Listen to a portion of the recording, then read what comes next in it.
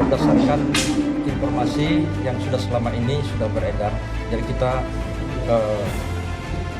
melakukan penyelidikan bersama dengan Kakambil Bea Cukai, dan kita sempat juga kewalahan, tetapi karena keuletan dari tugas kita bisa menemukan sabu sejumlah 33 kg.